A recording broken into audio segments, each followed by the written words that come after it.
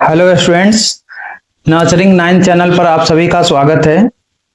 Class ninth के लिए यह एक डेडिकेटेड चैनल है जिसमें हम नाइन्थ के सारे सब्जेक्ट का सिलेबस कवर करेंगे। लेक्चर वाइज सारे सब्जेक्ट फ्री ऑफ कॉस्ट पढ़ाया जाएगा यहाँ, वो चाहे हिंदी माध्यम का हो या इंग्लिश मीडियम का। जिन बच्चों को कहीं और समझ में नहीं आता वो यहाँ अवश्य देखें। सारे लेक्चर्स, सब कुछ, सारे सब्जेक्ट, सब कुछ फ्री में पढ़ाया जाएगा। अभी हम आपकी मैथ्स की बुक गणित मंजरी का सॉल्यूशन करने जा रहे हैं। हमारा पहला chapter orienting yourself the use of coordinate, निर्देशांकों का उपयोग है। इसके एक्सरसाइज 1.1 को हम यहाँ पर हल करने वाले हैं।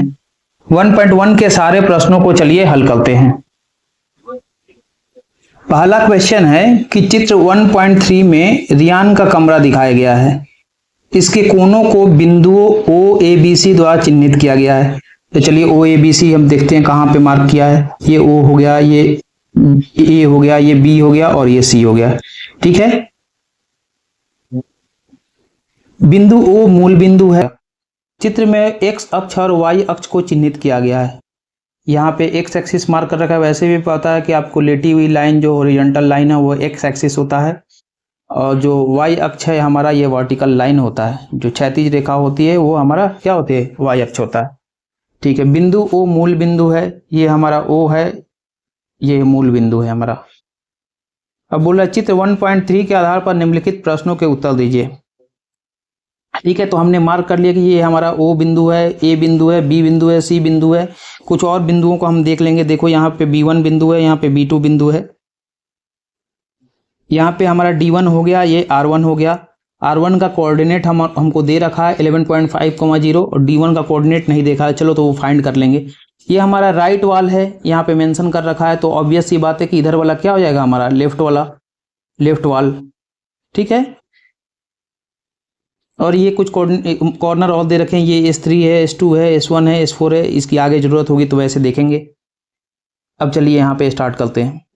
यदि D1 R1 रियान के कमरे के द्वार को प्रदर्शित करता है, ये हमारा D1 है और यहाँ तक R1, ये R1 है। ये रियान के कमरे का दरवाजा है, द्वार है। ठीक है, यह द्वार कमरे की बाईं दीवार से कितनी दूरी पर स्थित है? कमरा का बाईं दीवार कौन सा था, ये आपको पता है, राइट वाले, तो ऑब्वियस सी बात है ये लेफ्ट वाले। बाईं दीवार कहाँ से स्टार्ट होता है, यहाँ से, मतलब 0 0 से। और ये कितनी दूरी पर स्थित है, मतलब कहाँ से शुरू हो रहा है, तो यहाँ से। दीवार कहाँ पे है, यहाँ से। तो यहाँ से यहाँ के बीच की दूरी ही तो होगी हमारा, कितनी दूरी पर स्थित है, यहाँ से यहाँ के बीच की दूरी, ये हमारी दूरी ही क्या हो जाएगी, यहीं से तो दरवाजा हमारा शुरू हो रहा है। तो देखो यहाँ 1 यूनिट, 2 यूनिट, 3, 4 यूनिट, 5, 6, 7, 8 यूनिट। तो आंसर हमारा क्या हो जाएगा, देखो लिखेंगे कैसे, यहाँ पे आप हल भी लिख सकते हैं। चूंकि दरवाजा D1 से शुरू है, अतः दरवाजा वाई अक्ष हमारा क्या है, बाईं दीवार से 8 इकाई की दूरी पर है। कोई दिक्कत? ठीक है, अब इसी में सेकंड पार्ट है कि द्वार एक्स अक्ष से कितनी दूरी पर स्थित है। जो हमारा दरवाजा है ये एक्स अक्ष से कितनी दूरी पर स्थित है। तो देखो ये हमारा दरवाजा है ना, ये रेड से मार्क कर रहा हूं, ये तो हमारा एक्स अक्ष पर ही स्थित है। यही तो हमारा ये लेटी हुई लाइन एक्स अक्ष होता है या एक्स एक्सिस बोलते हैं, तो इसी पर स्थित है। तो यहां से कितनी दूरी, 0। तो इसमें सेकंड पार्ट है कि चूंकि दरवाजा एक्स अक्ष पर ही स्थित है, एक्स अक्ष पर ही स्थित है, इसी पर स्थित है। यही हमारा एक्स अक्ष है पूरी लाइन, और इसी पे यहां से यहां ये दरवाजा यहां पे स्थित है। तो हमारा कहाँ दूरी है, वहीं 0 यूनिट दूरी है, 0 इकाई दूरी है। देयरफॉर एक्स अक्ष से दूरी इक्वल टू 0 इकाई या 0 यूनिट। ठीक है, अब चलते हैं नेक्स्ट क्वेश्चन पे। नेक्स्ट क्वेश्चन है हमारा कि D1 के निर्देशांक क्या हैं। ये हमारा पॉइंट D1 है, एक्स अक्ष पर स्थित है, यहाँ से ये मूल बिंदु है, तो यहाँ से एक्स अक्ष पर दूरी, यहाँ पे पॉइंट ऑलरेडी मार्क्ड है, यहाँ से 1, ये 2 है, ये 3 है, ये 4 है, ये 5, 6, 7, 8। तो क्या है एक्स का निर्देश, ये D1 का निर्देशांक। एक्स निर्देशांक आपको पता है कैसे लिखते हैं, ये एक्स होता है, एक पॉइंट वाई होता है। तो एक्स यहाँ पे कितना है, एक्स अक्ष पर चली गई दूरी 8, और वाई हमारा वाई अक्ष पे चली गई, वाई है ही नहीं यहाँ पे, वाई अक्ष पे 0 दूरी तय की गई है, तो यहाँ पे वाई क्या हो जाएगा 0, 8,0। तो D1 के निर्देशांक क्या है 8,0। क्या कारण क्या लिखोगे, क्योंकि ये पॉइंट लिखो या ना भी लिख सकते हो, एक्स निर्देशांक क्योंकि यह बिंदु एक्स निर्देशांक पर ही है, इसलिए y निर्देशांक क्या हो जाएगा, y निर्देशांक आपका हो जाएगा 0, y निर्देशांक 0 होगा। ठीक है, वैसे कारण नहीं लिखना है, पर फिर भी मैंने समझाने के लिए बता दिया। ठीक है, चलो नेक्स्ट क्वेश्चन चलते हैं। नेक्स्ट क्वेश्चन हमारा है, यदि R1 बिंदु 11.5, 0 है, 11.5 और 0 है, कौन सा R1 बिंदु, ये वाला कॉर्नर, ठीक है, कॉर्नर के पास वाला। तो द्वार की चौड़ाई क्या है, मतलब दरवाजे की चौड़ाई क्या है, ये हमारा D1 R1 ही तो दरवाजा था, अभी पीछे पढ़े हम। क्या आपको लगता है कमरे के द्वार के लिए चौड़ाई उपयुक्त है, तो चलो देखते हैं कि इसकी चौड़ाई कितनी है। देखो यहाँ ये D1 R1 है, इसकी चौड़ाई यहीं से तो यहीं तक होगी, D1 से R1 तक, ये हमारा दरवाजा है। तो कितना यूनिट हो गया, 8 से 9 1 यूनिट, 9 से 10 1 यूनिट, और 10 से 11 1 यूनिट, मतलब 1 इकाई, 2 इकाई और 3 इकाई। और यह 11 और 12 के बीच में है R1 यहाँ पे, मतलब 0.5 है।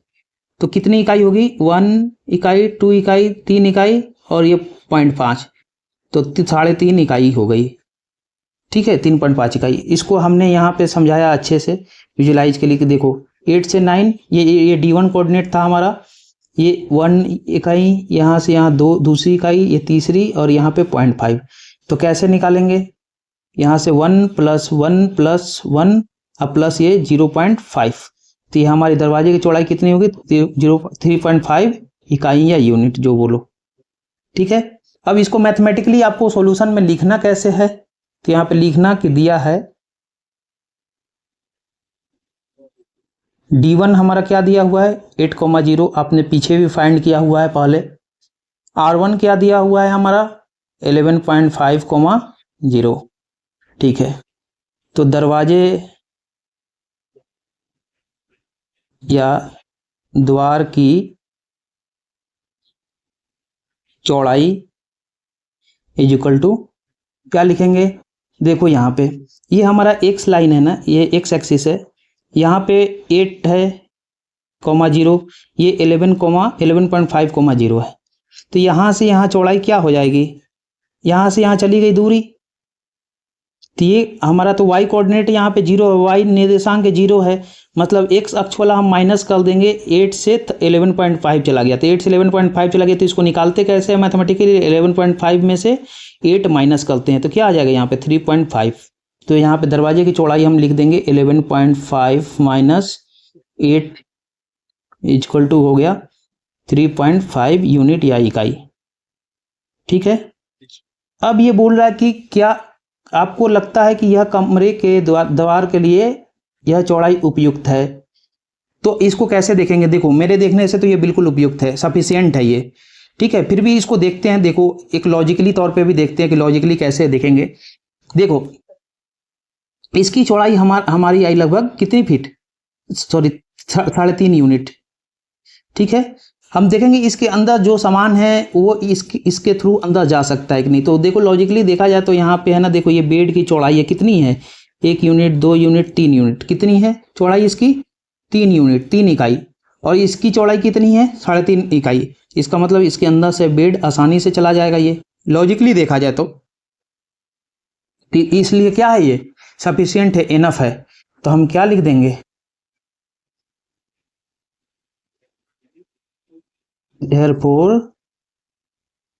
दरवाजे की चौड़ाई, या हाँ लिख दो, हाँ दरवाजे की चौड़ाई उपयुक्त है, सफिशियंट है। ठीक है, अब इसमें नेक्स्ट पार्ट है, यदि कोई व्यक्ति पहिएदार कुर्सी व्हील चेयर पर बैठकर कमरे में प्रवेश करना चाहता है तो क्या वह सरलता पूर्वक ऐसा कर पाएगा। तो व्हील चेयर, सबसे पहले अगर व्हील चेयर से बैठकर जाना चाहता है तो हमको पता है कि इसकी चौड़ाई 3.5 यूनिट है, 3.5 इकाई। तो हमें व्हील की चौड़ाई तो पता होनी चाहिए कि व्हील की चौड़ाई क्या होती है। तो चलो हम स्टैंडर्ड यूनिट देखते हैं कि व्हील की चौड़ाई कितनी होती है। तो व्हील की चौड़ाई होती है, व्हील चेयर की चौड़ाई होती है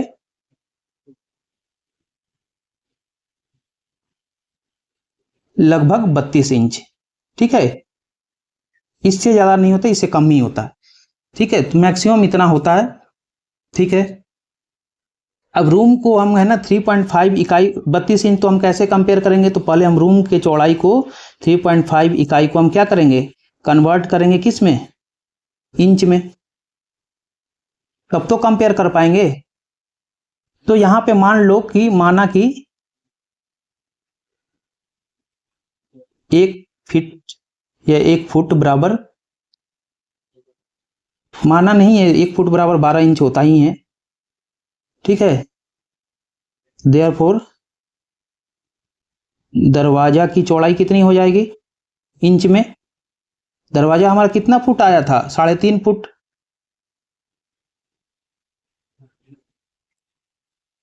तो 3.5 फुट बराबर हो गया इंच में 3.5 इंटू 12, ये हो गया हमारा 42 इंच।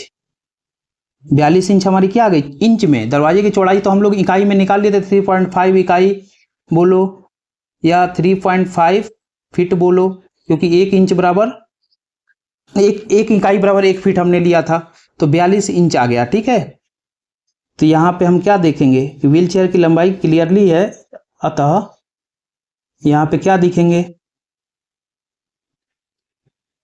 व्हील चेयर की चौड़ाई कम है, आप ऐसे लिख दो, दरवाजे या द्वार की चौड़ाई ज्यादा है व्हील चेयर की चौड़ाई से। ठीक है, दरवाजे की चौड़ाई कितनी थी 42 इंच, व्हील चेयर की चौड़ाई कितनी थी लगभग 32 इंच। तो क्वेश्चन क्या पूछा है, क्वेश्चन देखो यहाँ पे पूछा है, क्या वह सफलतापूर्वक ऐसा कर पाएगा, क्या कर पाएगा, कमरे में प्रवेश। तो हाँ, व्यक्ति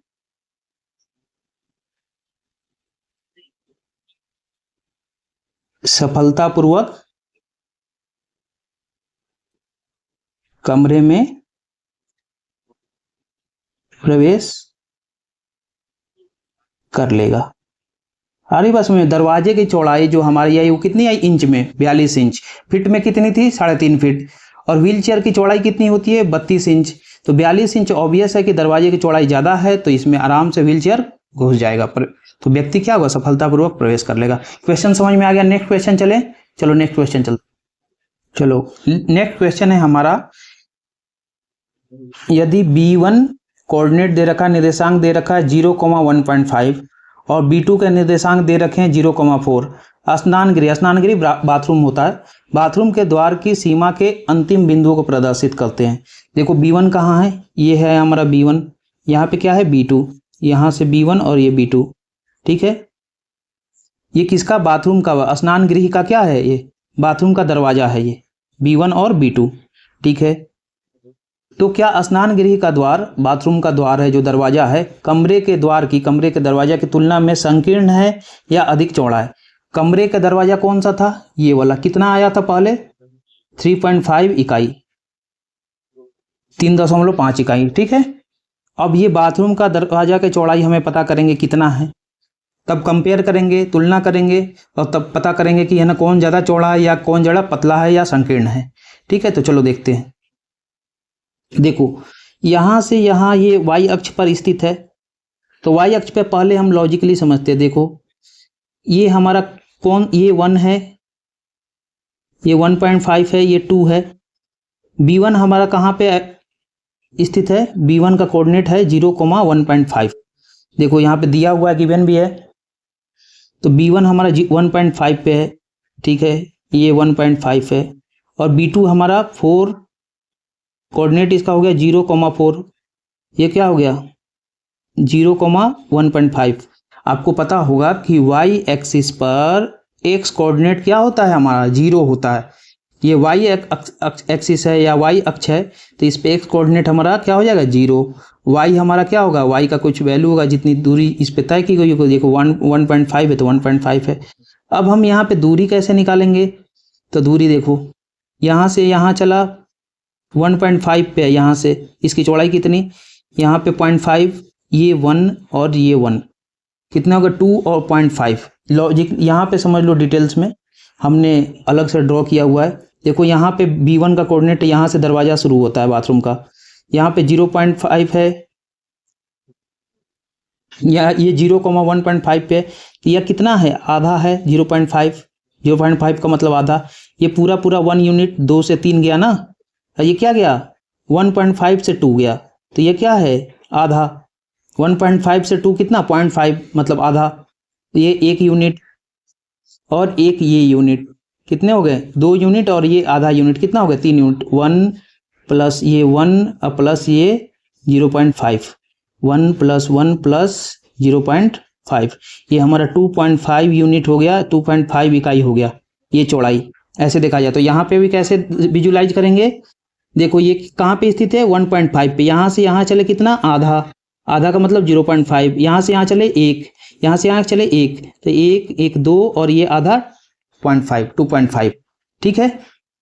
अब मैथमेटिकली कैसे लिखेंगे? तो देखो लिखेंगे कैसे, यहाँ पे लिखो, दिया है b1 का कोऑर्डिनेट दिया, b1 का निर्देशांक दिया है 0,1.5, b2 के निर्देशांक दे रखे हैं 0,4, ठीक है। तो लिखेंगे बाथरूम के दरवाजे की चौड़ाई, बाथरूम लिखो या स्नान गृह, स्नान गृह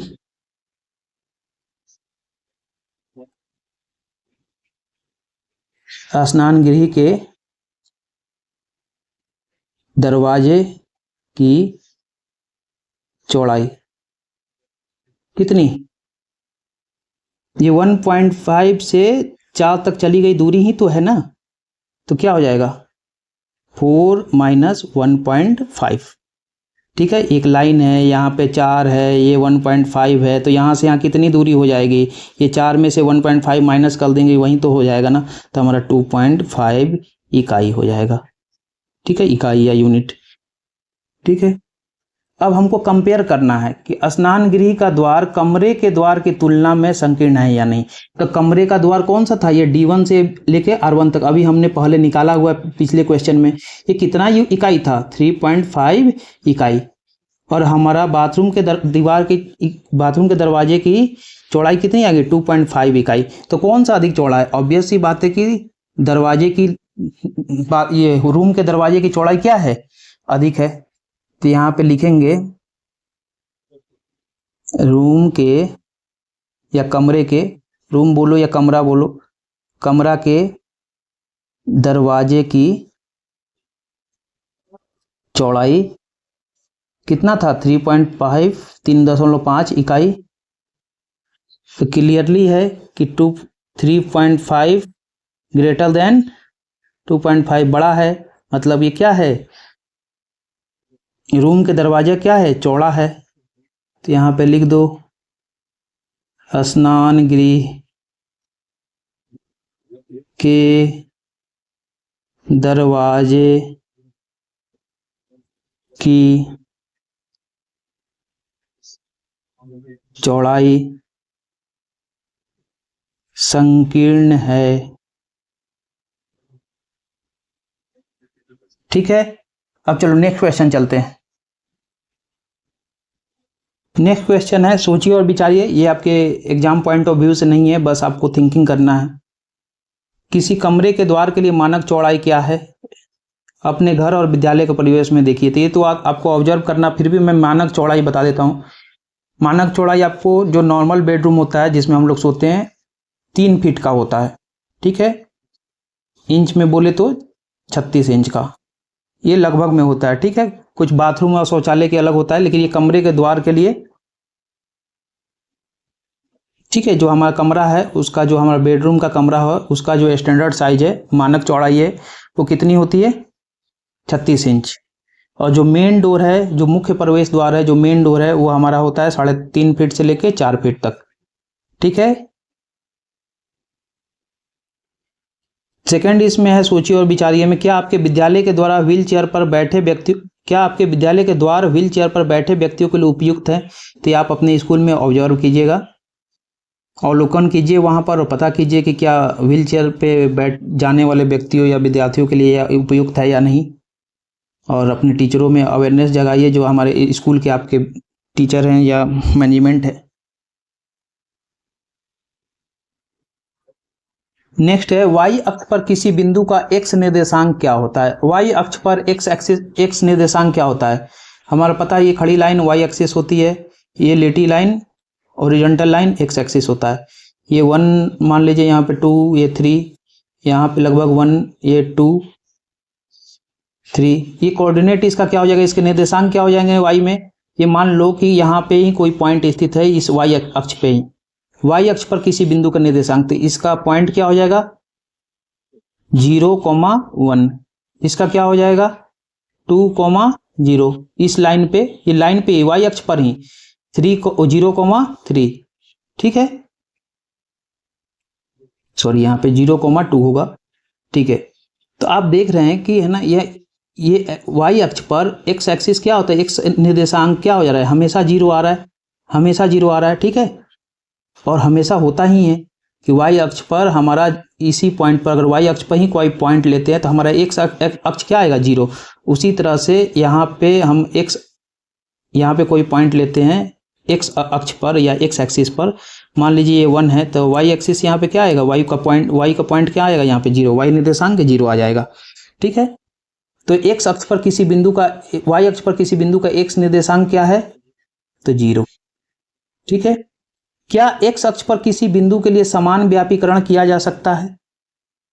अब देखो, एक्स अक्ष पर क्या है? यहाँ पे ये मान लो कोऑर्डिनेट इसका लिखना है, एक्स अक्ष पर इस पे कोई बिंदु है, इसी अक्ष पर ही है, तो इस अक्ष पर ये कोई बिंदु है, तो इसका निर्देशांक क्या हो जाएगा? यहाँ पे एक्स पे 1 और वाई का 0, यहाँ पे क्या हो जाएगा? एक्स का 2 और वाई का यहाँ 0 हो जाएगा, यहाँ पे एक्स का 3, वाई का क्या हो जाएगा? कोऑर्डिनेट निर्देशांक 0। तो क्या बोला? समान व्यापीकरण है, मतलब ये जनरलाइज टर्म है। जनरलाइज टर्म का मतलब होता है, समान व्यापीकरण का मतलब होता है कि सारे पॉइंट्स के लिए एक ही बात कह दो। देखो, सारे पॉइंट्स के लिए कह सकते हैं, आप बीच में भी पॉइंट लेते, यहाँ भी क्या होता? वाई कोऑर्डिनेट क्या हो जाता? वाई निर्देशांक 0 हो जाता।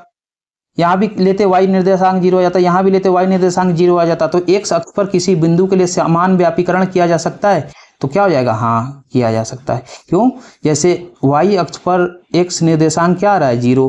उसी तरह एक्स अक्ष पर अगर कोई बिंदु लेते हैं तो उसका वाई निर्देशांक क्या हो जाएगा? 0। ये जनरलाइज टर्म है, समान व्यापीकरण है। हाँ, बिल्कुल है, जनरलाइज टर्म है।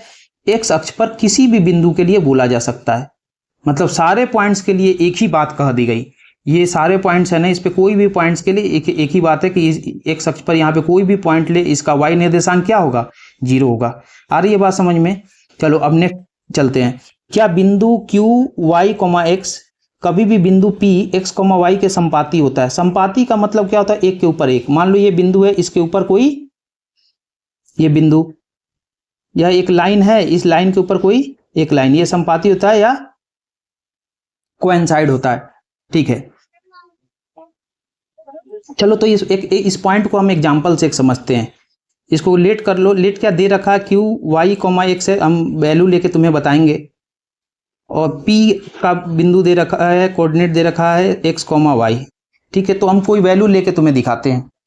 ठीक है, यहाँ पे मान लो कि वाई हमारा ले लेते हैं हम 5 और एक्स ले लेते हैं 6।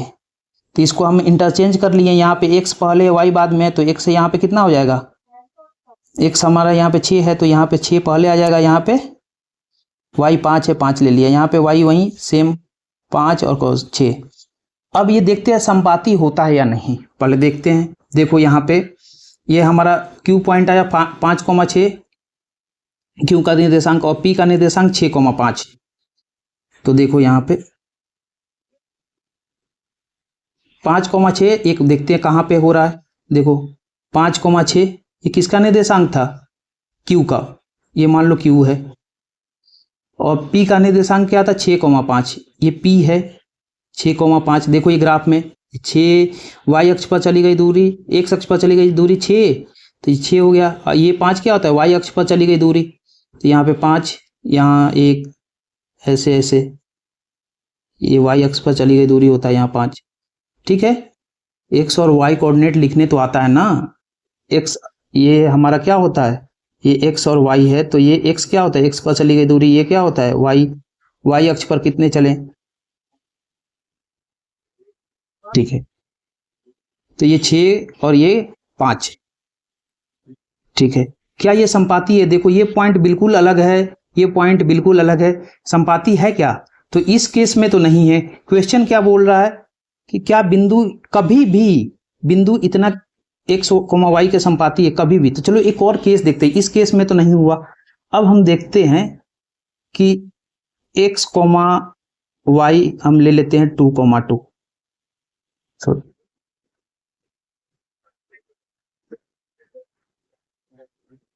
और वाई कोमा एक्स भी क्या हो जाएगा हमारा, ऑब्वियस सी बात है, यहाँ पे एक से क्या आ गया हमारा 2 और वाई क्या हो गया 2, तो इसको इंटरचेंज कर दिया, वाई एक्स कर दिया, तो यहाँ पे आ गया हमारा 2,2।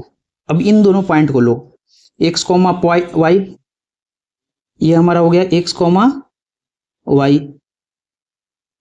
और वाई कोमा एक्स क्या हो गया, वाई कोमा एक्स भी हमारा यही पॉइंट हो गया, वाई कोमा एक्स भी यही हो गया। तो ये एक के ऊपर एक आ गए ना, ये एक के ऊपर एक आ गया ना, एक के ऊपर एक आ गया ना, दोनों पॉइंट एक दूसरे के ऊपर आ गया ना।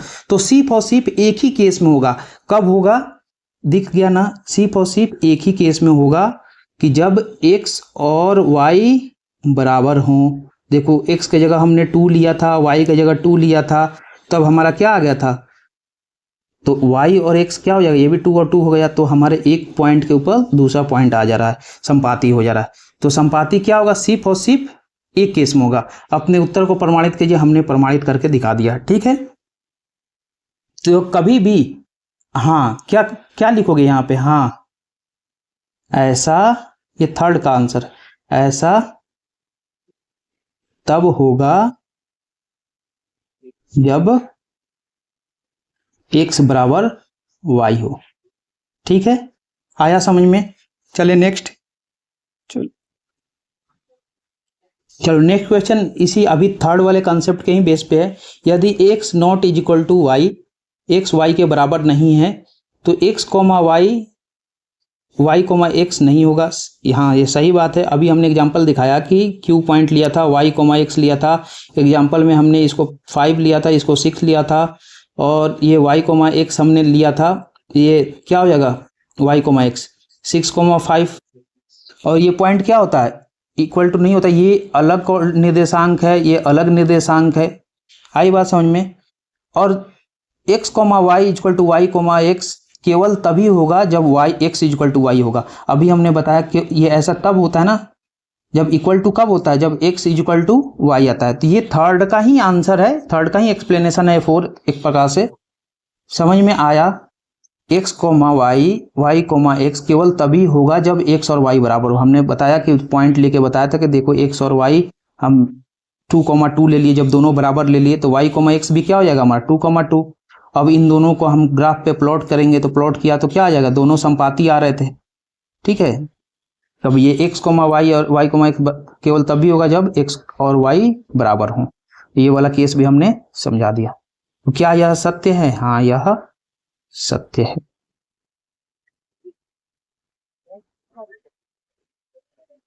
वीडियो थोड़ा लंबा होगा, वीडियो थोड़ा लंबा ही होने वाला है, क्योंकि बहुत आराम से पढ़ेंगे, धीरे धीरे पढ़ेंगे, बहुत कोई हड़बड़ी नहीं है, समझ समझ के पढ़ेंगे। ऐसा लगेगा कि ट्यूशन में पढ़ रहे हैं या कोई स्कूल में पढ़ रहे हैं।